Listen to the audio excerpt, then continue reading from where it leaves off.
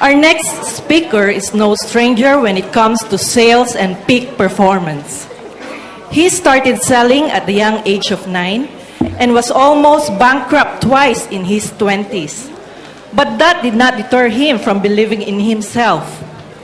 His track records include achieving $538,000 in sales commission in 2 months during the Lehman Brothers crisis, and he also successfully transacted 3 properties in 2 weeks at $33 million during the 2012 cooling measures. He was also nominated for the Spirit of Enterprise and awarded the Successful Entrepreneur Award in 2011. Some of you may have heard of him on radio and read about him in the newspaper and magazine. Today, we are proud to have him with us to share on the topic, Your Past Does Not Equal Your Future. Let us put our hands together and welcome Mr. Alex Chua on stage. Alex, please. Thank you very much. Thank you, Marianne. All right. A very good afternoon to everyone. Okay, I'm pleased to be here presenting today's topic, Your Past Does Not Equal Your Future. My name is Alex Chua, and usually when I introduce myself, 2 things will happen. Okay, first of all, people will always comment on how interesting my Alex is being spelled with an S behind. And there was once in 2009 when I was doing a training in Orlando. So when I introduced myself, wrote my name. Very casually, there was this American lady sitting in the front row. She made a very casual remark. She said, "How interesting, you have your S behind."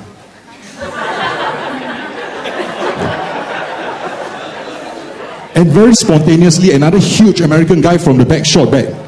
"We all have our asses behind." And the whole room just couldn't stop laughing. And I was not able to start my speech until 5 minutes later. Okay. And of course, the second thing I realized is that when I talk to people, I give them my business card. They saw that I'm a certified hypnotherapist, and they stopped looking at me in the eyes when I talk to them. They are afraid I'll hypnotize them. All right? So that's one of the greatest misconceptions about hypnosis. Okay, firstly, you cannot get hypnotized unless you are willing to be hypnotized.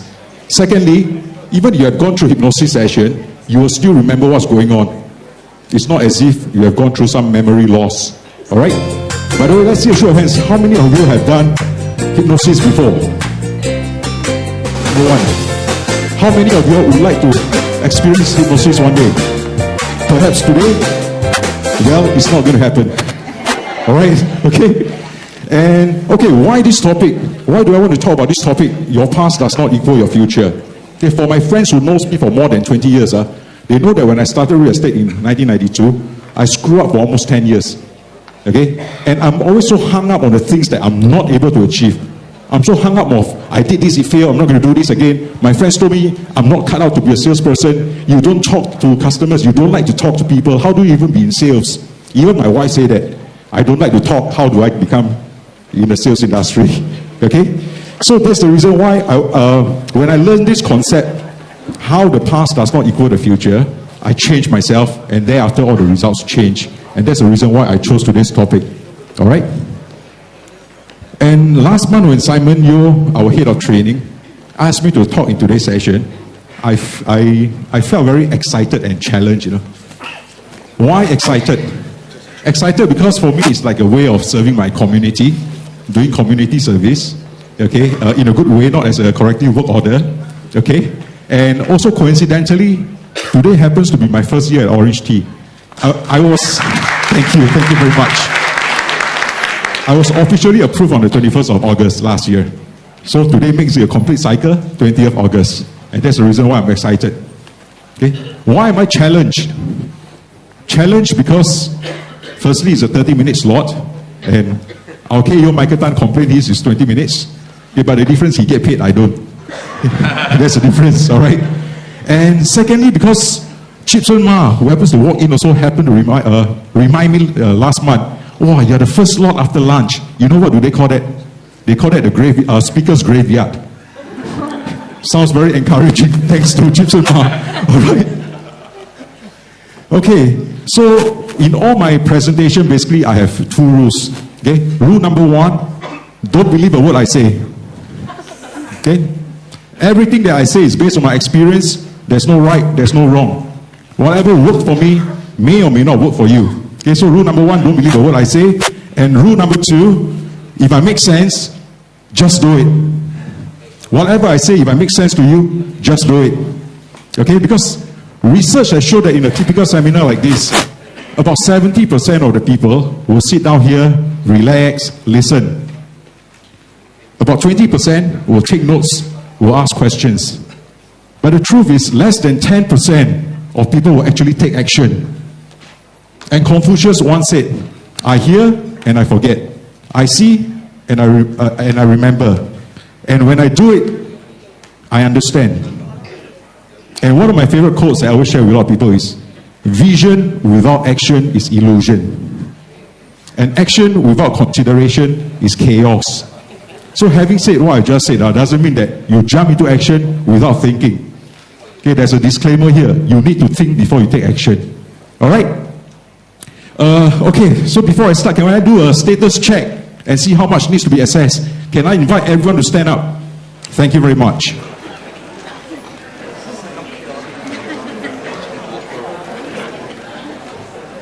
All right, everyone standing up. I will ask a few questions, and if you fall under this category, please take a seat. All right? Those who are very happy with where you are right now, your current situation, your financial situation, you are extremely happy and do not wish to change anything, please take a seat. Wow. Bosses should be seated, bosses. Okay, question number 2. Those of you are not happy with the current situation, but you think you can live with that. It's okay, I can live with that. Please take a seat. Still nobody, yeah? Very stressful, right? Someone sitting there, I saw. Okay. Okay, then comes to the third question. How many of you are not happy with where you are right now, and you already know what you should do, and you will take action? Please take a seat. Already know what you should do, huh? Hey, Simon, my job is almost done. They already know what they need to do. And I end my speech here, thank you. No. Okay, those of you who are still standing, can I just ask, what's the reason you're still standing? No, seriously, it's not meant to be an insult. I just want to understand, what's the reason you're still standing? Suddenly you all sit down already. You all sit down faster than your close case, you know. Okay, I mean, if any of you all feel very shy about still having to stand, but I want you to know that it's okay if you're still standing, because the truth is that as long as you acknowledge the challenge that you're facing, it means that you're still willing to take responsibilities, to change, to make things better. All right? I think importantly, whatever you do, you need to understand, you need to acknowledge your situation. Okay? So can we agree that whatever I say, if I make sense, you all will do it? Yes. Wow. Not convincing. Samula. Can we agree that whatever I say, if I make sense, you all will do it? Yes. All right, thank you very much. So let me start today's talk with a story. Everybody likes story, right? Okay, I want to share the story about the professor and the boatman. Once there was a young professor, young, intelligent, but arrogant. So one day this young professor is doing some research in the jungle, and he needed to charter a boat to take him down the river. So he jumped onto this boat, and there was an old man who is the boatman. Someone that looks like this, probably better looking, in his 70s. And about 10 minutes into the ride, the professor got a bit bored. So he decided to ask the boatman, "Old man, do you know anything about geography?" You expect boatmen to know geography, right? So the boatman just sat there and shook his head. And the young professor laughed. "Oh my God, what have you been doing with half your life? You wasted half your life if you don't know anything about geography." Another 5 minutes passed by. Again, the young professor got bored again. So he shot the second question. "Old man, do you know anything about biology?" And again, the old man looked at him, the boatman looked at him, shook his head. And again, the young professor laughed. "My God, you wasted your whole damn life if you don't know geography and biology." The old man just kept quiet. Okay? After a while, the old man broke his silence. He asked the young professor, "Young man, do you know how to swim?" The professor shook his head and asked, "No, why?" And the boatman says, well, the undercurrent is too strong. We were supposed to go that way, but it's pulling us towards the waterfall. If you don't know how to swim, good luck. And with that, he jumped into the water and swam to his safety. Okay? So question, what can you learn from this story here? Anyone? There's no right or wrong answer. Learn how to survive. Everyone has his own strength. Very good. Johnny said that. Right? Okay. My hao lian. Okay, you all say my hao lian. Very good. What else can we learn? When you get onto the boat, make sure you know how to swim. Very good. Jeffrey Tan, right? Okay, I think two of the things I've learned when I came across this story is number one, things will go wrong even if it's something that you're familiar with and doing every day. Doesn't mean that things don't go wrong. The boatmen go down the river up and down every day, but things still go wrong. Am I right? And number two, it doesn't matter how much you know, but what you need to know that is critical for you to survive in whatever you are doing. For us in our real estate business. Do you agree? Right? So ask yourself this question. What is the most critical skill that you need to equip yourself with in order not to, hopefully not to just survive, but to excel in your business? What do you need? Okay, this is the first question. I'll come back to the answer in a short while. Take a look at this picture here. Can anyone tell me what's wrong with this picture?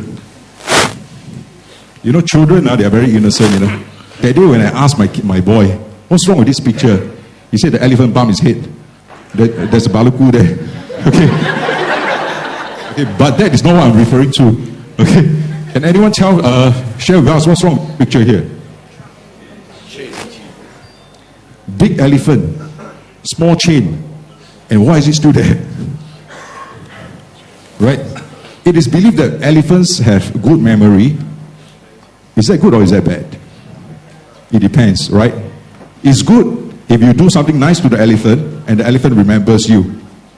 But it's bad if the elephant remembers a negative experience from young and condition itself that the elephant's past is the elephant's future. And that's the reason why you will never break free from the small little chain. Agree? Oh, not many people agree. Okay? Yeah. So, ask yourself this question as a salesperson. What is your belief about your past and your future? What do you believe about yourself?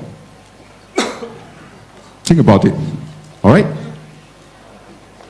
And of course, earlier on, our KO Michael Tan also shared that tough times don't last, but tough people do.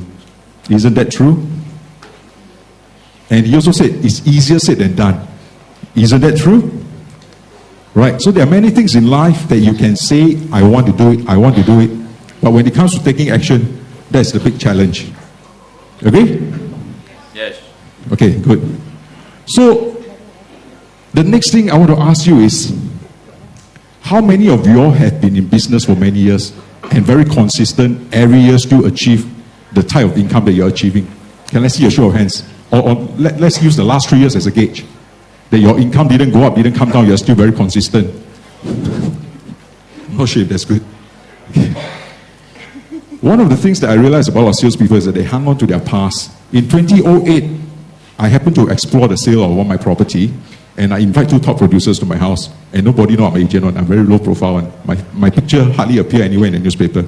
So these 2 top producers come to my house, do a listing presentation, very impressive, throw out everything.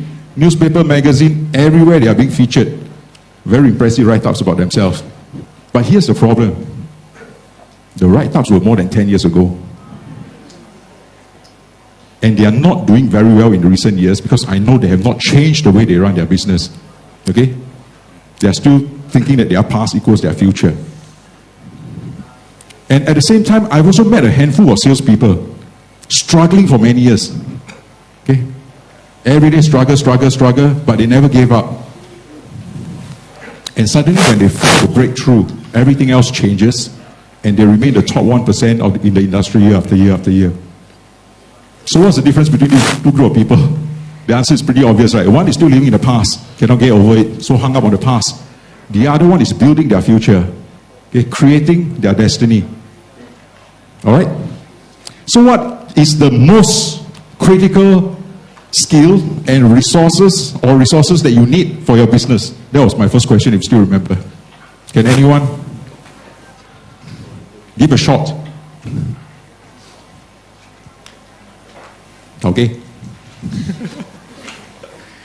Okay, I think one of the things that's very important for our business, or in fact not just your business, for anything that you want to achieve in life, is to always be able to have a very positive belief system about yourself. Okay? We have what we call a super brain.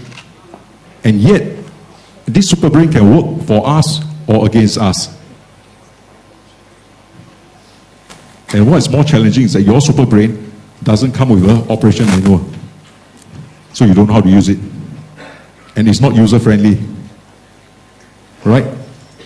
And we know that life is lived inside out. What you have on your external world, on your outer world, is a reflection of your inner world.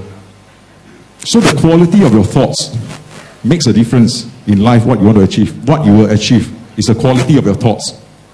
If every day you think about shitty things, focus on all the wrong things, how you behave on the outside is the same thing. You behave like a 6:30 agent. Right? So the quality of thoughts, we agree on this. But then again, it's so easy to say, why is it that people cannot achieve a breakthrough? How come not so many people can achieve a breakthrough? Fortunately or unfortunately, the way that we are brought up, we are conditioned not to be too smart. Okay, that's why whatever things is presented before us, a lot of times people are skeptical.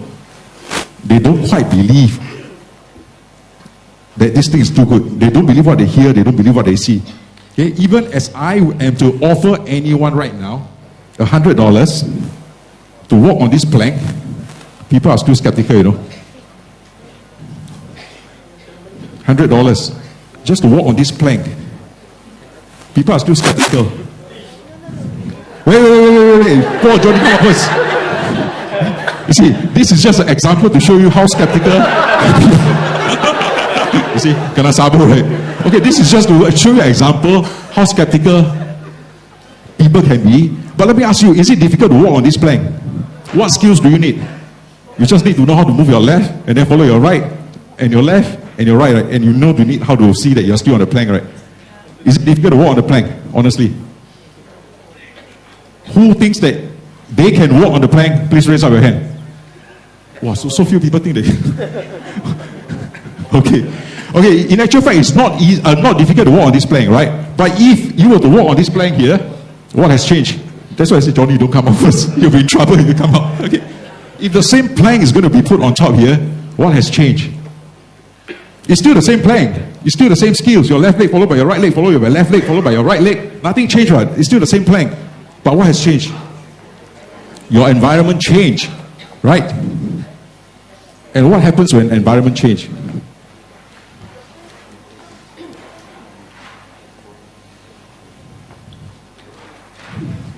Let me just get it.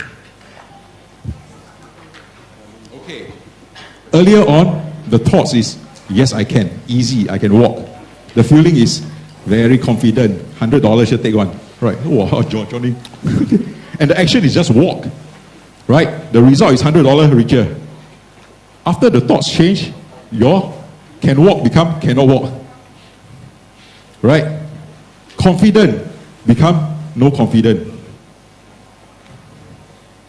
Just now can walk. Now the two legs soft like jelly, cannot walk. And instead of being $100 cheaper, $100 richer, you end up, you didn't take the $100. And why is this happening? It's all because your thoughts change. When your thoughts change, the way you feel about things change. The way you feel about things change, your decision to take certain action change. And your decision to take certain action change, your results change. Okay? To put it in simple words, it's called cause and effect. Okay? Your thought is the cause, your result is the effect.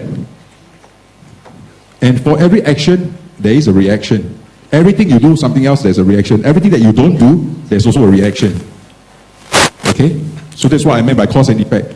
So knowing all this, What else can you do to challenge yourself to take actions?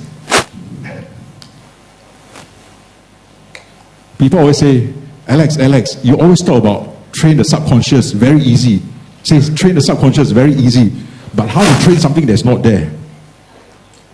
Do you know that if I were to take your head, split into half, look at your brain, I can find everything, but I cannot find your conscious and your subconscious, These are two things that people talk about a lot, but they can never find it. If you don't believe, you go back home tonight, you try. Okay? Whether you can open up your partner's head or your partner opens your head, you see whether you can find your conscious or subconscious brain. The truth is that you can't. Okay? So you have to force your brain, to challenge your brain to take certain actions until it stretches out of your comfort zone. Okay? And in a short while, I'll share with you 3 action plans that you can do. And if you take these 3 action plans, I promise you one thing, your results will change. If your results don't change, you know what's going to happen? What will I do? Next Achievers Conference, I eat my shoe. Okay? All right? If you take these 3 action plans, your results don't change. Next year, I eat my shoe in front of everybody. Is that a fair challenge for everyone?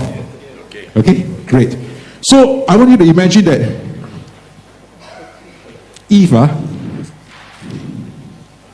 imagine you have a good seed.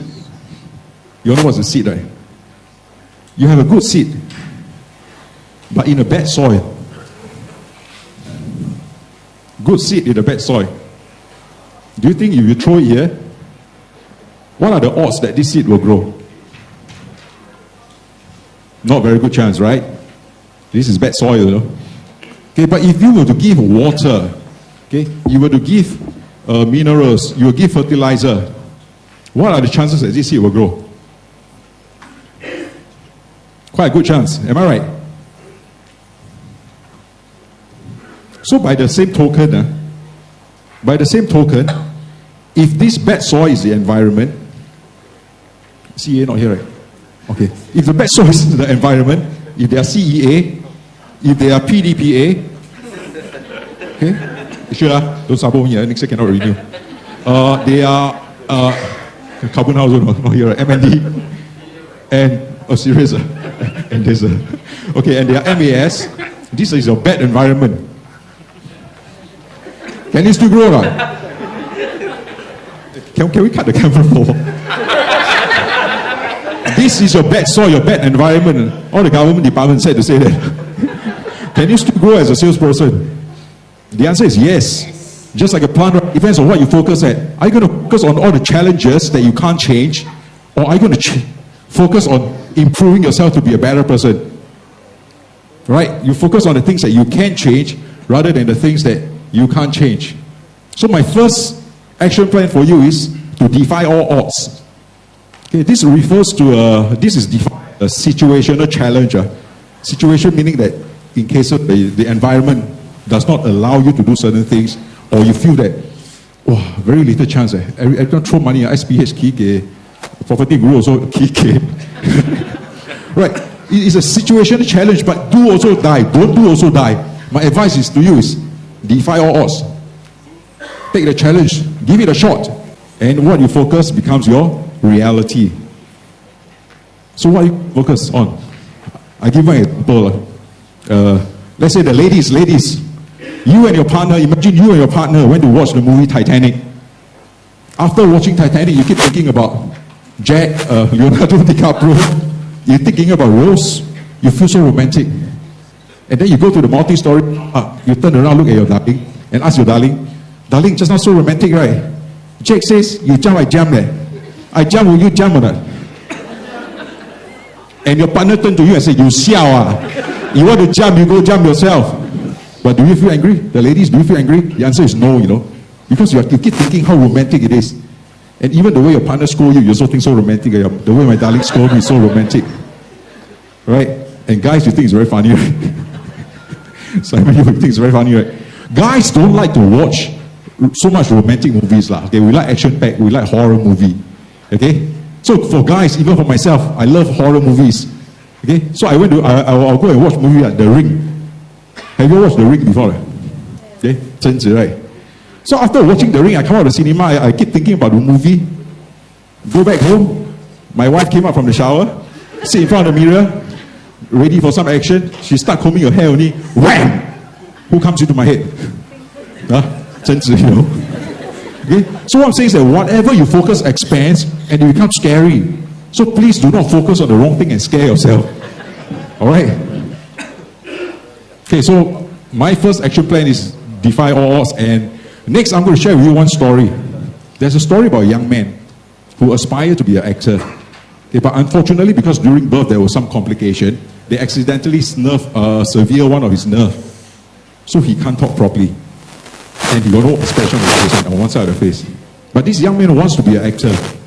So he quit school, dropped out of school, go to Hollywood, went for audition after audition, after audition, after audition. But just couldn't get a role because he can't act, he has no expression, he can't talk, he slur. Okay? So he ended up working in the zoo, working as a bartender, he ended up working as a bouncer. He does all sorts of jobs while still attending audition after audition after audition after audition. Okay? And this young man has a passion for writing.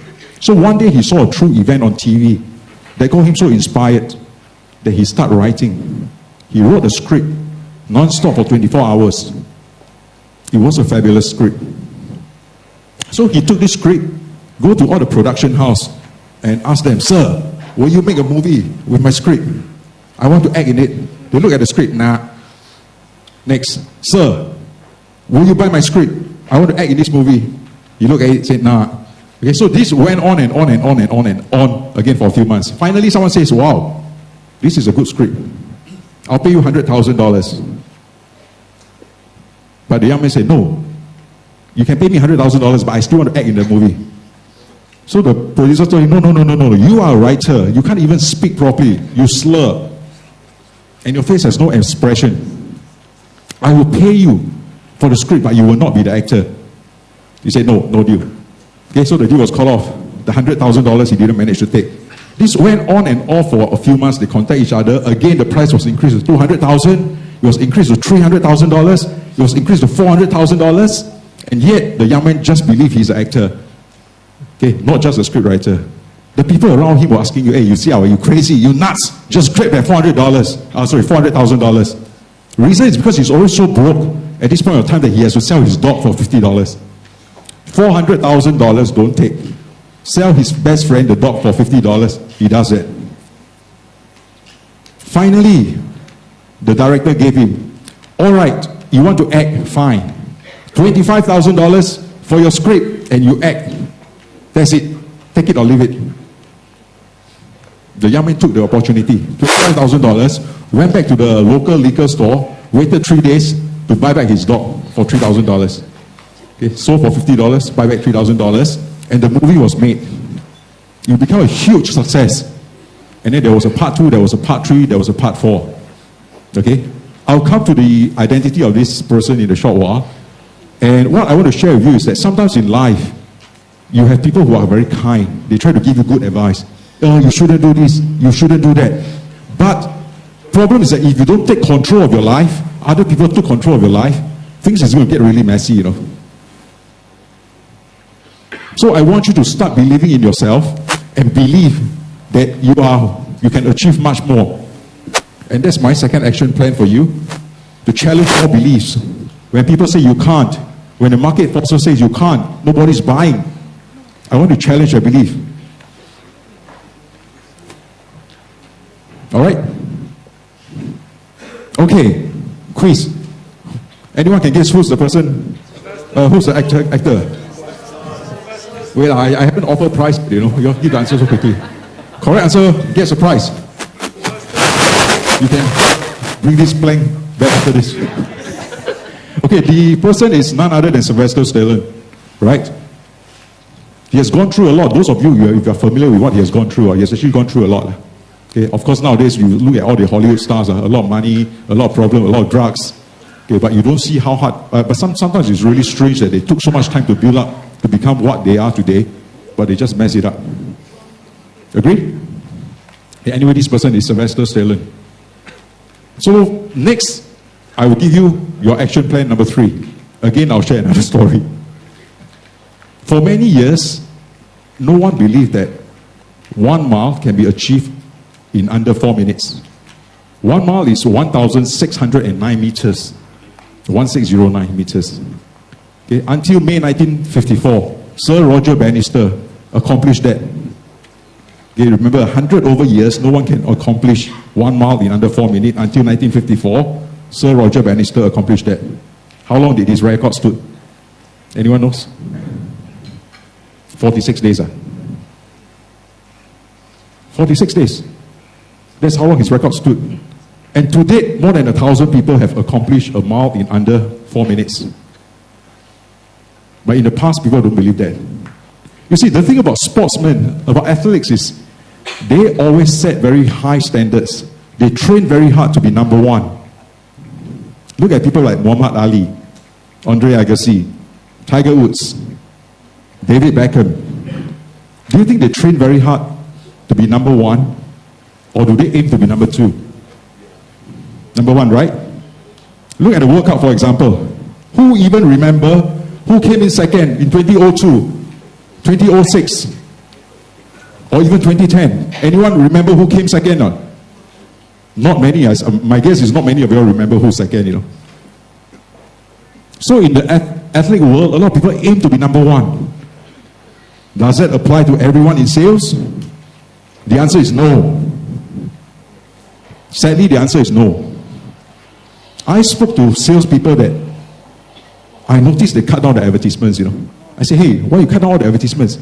Or they say, oh yeah, cannot lah. Advertise 5 days a week. You know, the guy that sits next to me, I advertise 5 days a week until now 3 months I haven't closed case, you know. Let's see whether he closed case, then I start to advertise. So they want to be second. They want to see other people close case, prove some evidence, then they start taking action. But what did I share earlier? Humans are skeptical, right? So this joker here don't know anything close case already. Does this person here take action? Still no lah. If that guy so blur, so sotong can close case, must be luck, man. Let's see whether he close a second deal, then I take action. So this behavior flaw will keep repeating itself. Not convinced. I want to see more evidence. I want to see more evidence. I want to see more evidence. But how much evidence do you need to see before you start to take action? Right? So my action plan 3 for you is aim high and set new standards. Aim high and set new standards. But with regards to the salesperson that I spoke about earlier, I believe they are not here today. You know why? I'm a person that looks at statistics, you know. If you look at statistics, they say that about, okay, if I look at the number of people here, it's about 15% of OrangeTee salesperson. Huh? Sorry? Or? Here today.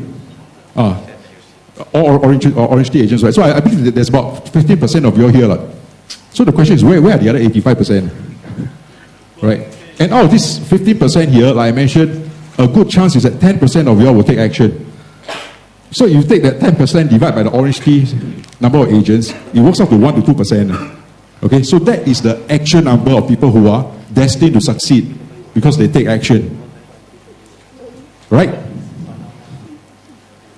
Knowing is one thing, taking action is another thing. Okay, so my third action plan for you to set new standards. So let's do a quick recap. Your 3 action plans. Who can remember number 1? Already forgotten. Defy all odds. Thank you very much. Who said that? Johnny. Thank you very much.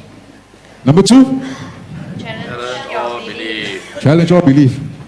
Thank you very much. And last but not least is to set new standards. Okay, what in life, what you're capable of doing and what you're willing to do makes a difference. Okay, knowing is one thing, doing is another thing. And of course, at times when they ask you to do things that you don't normally do, you'll get a bit uncomfortable, right? Okay, let me tell you the truth about success. If your goal in life is to be comfortable, you will never become successful. But if your goal in life is to be successful, you can become pretty comfortable when you achieve that. Agree? Agree or not? Yeah. All right, thank you very much. And before I go, let me leave you with a final message. Just one final message. If you forgot everything that I said earlier on, just remember one final message. Okay? The world belongs to those who reach out and grab it with both hands. It belongs to those who do something, then wish, hope, or pray for miracles. The future belongs to the action-oriented, to the risk-taker.